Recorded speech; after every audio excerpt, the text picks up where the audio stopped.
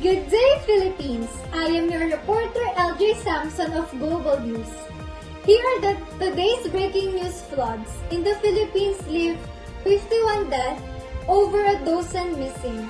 Thousands of people in the Philippines remain in emergency shelter in the wake of devastating Christmas flooding. As the death toll climbed to 51 with 19 missing, authorities. Image showed residents in southern Misamis Oriental province away thick mud from the floors of their homes.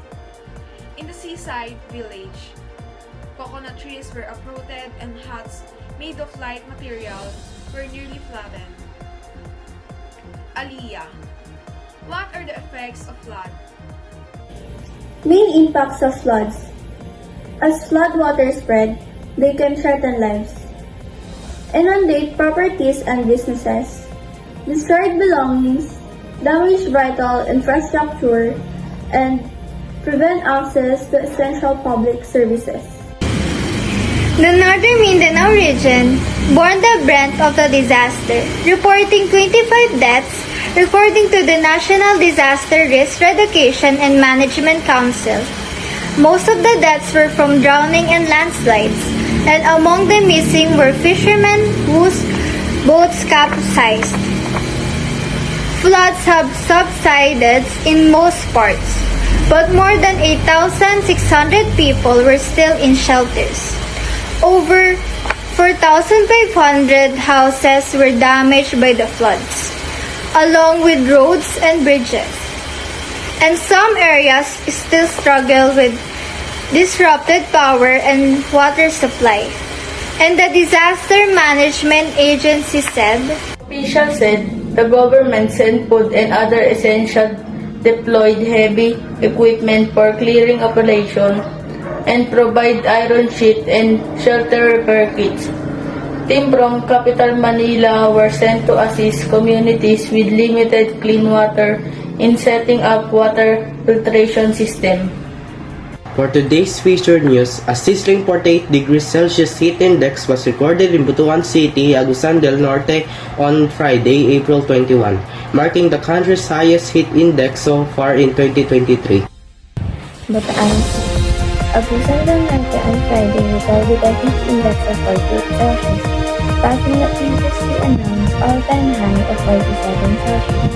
In San Jose, Occidental Mindoro on March 25, the surging heat was also felt in various parts of the country. The Philippines Atmospheric, Geophysical, and Astronomical Service Administration (PAGASA) in its latest bulletin barred that 13 Philippines areas have also recorded a dangerous heat index on Friday. Lecarra, what causes heat-related illness? Heat-related illness, like heat exhaustion or heat stroke, happens when the body is not able to properly cool itself. While the body normally cools itself by sweating, during extreme heat, this might not be enough. In these cases, a person's body temperature rises faster than it can cool itself down. Heat index or human discomfort index pertains to the apparent heat of human species. PAGASA earlier explained that the heat index between 42 Celsius and 51 Celsius is considered dangerous, as it could cause heat cramps and heat explosions.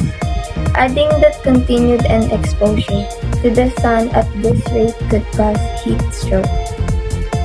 Filipinos were strongly advised to avoid prolonged exposure to the heat and refrain from doing it. Exhausting activities during the hottest times of the day, according to the state weather, brewing, drinking plenty of water may also prevent heat-related illness. On the other news, we have editorial news. Back to summer break. Joem and Razar are here today to report the back to summer break. After a long Holy Week break, millions of students and educators return to classes today to finish the remainder of the academic year, which ends for July 7 for most schools. The pandemic affected the school calendar that the teachers, parents, and students got confused.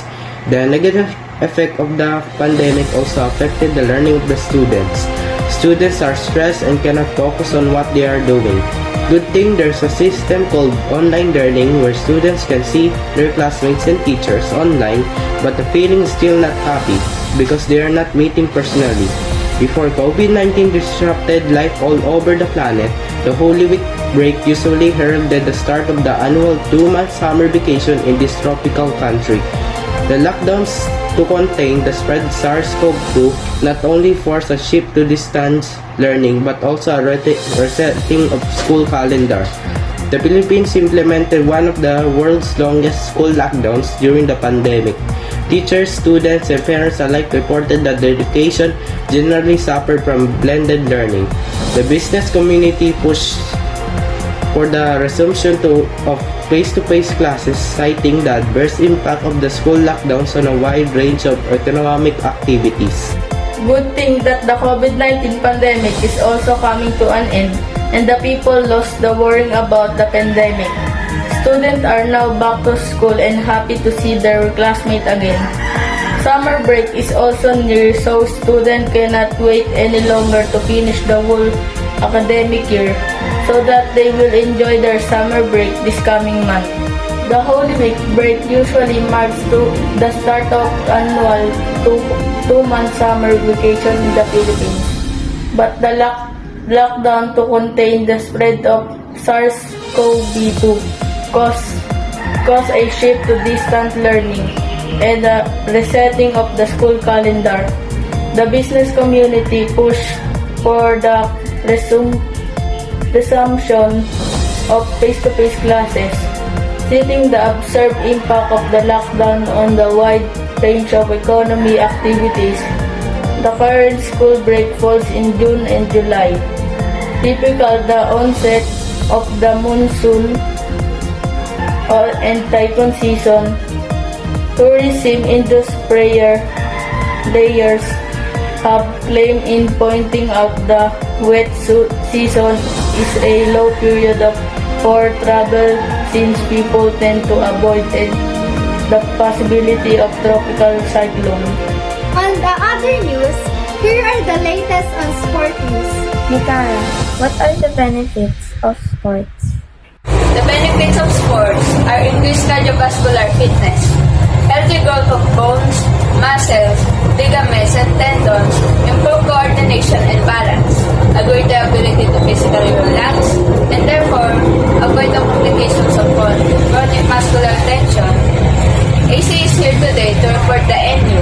Bella Belen get timely boost as Final Four race heats up. National University and last season's rookie, most valuable player, Bella Belen, have gained a much-needed confidence boost just as the last stretch of the second round of the UAAP Women's Volleyball Tournament rolls along. After being dragged into a 5-set match by Adamson in their first round encounter, NU made sure to deliver a statement straight set victory in their recent meeting, which came just in time to bolster its semifinals bid further. The sophomore spiker, who registered a team-high 20 points to help NU's playoffs case due motivation from the previous 5-set squeakers against Adamson. As NU continues to jockey for the position for a potential prize-to-be advantage in the Final Four, Belen was glad that the reigning champion seemed to have eased into the tournament, which will come in handy as its title defense becomes tighter. Despite their current disposition being a far cry from last season, where they swept their way to the finals, the Lady Bulldogs are normally looking at their brighter side.